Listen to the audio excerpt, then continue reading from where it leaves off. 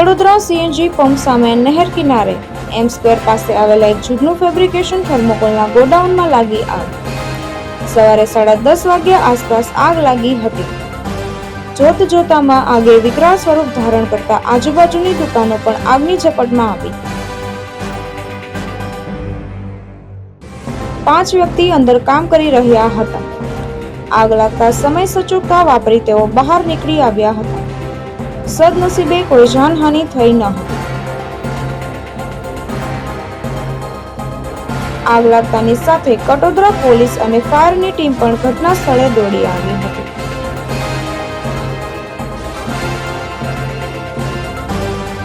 ERC Kamrej, Bardoli, Kadodara પીઈપીએલ અને કડોદરા નગરપાલિકા fire બ્રિગેડની team પણ ઘટના સ્થળે પહોંચી આગ પર કાબુ મેળવવાના પ્રયાસો હાથ ધર્યા।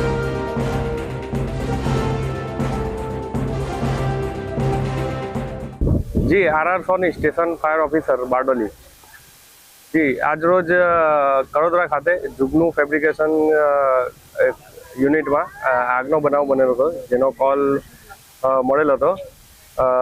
हाल घटना स्थळे पीईपीएल पलसाणा तथा ईआरसी कामरेज तथा बारडोलीनी गाड़ी हाल घटना स्थळे छे ने आग पर काबू मेळवी लीधेल छे।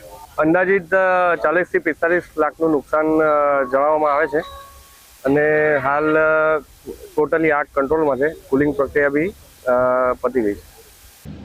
हितेश परीख, दृष्टिकोण न्यूज़, बारडोली।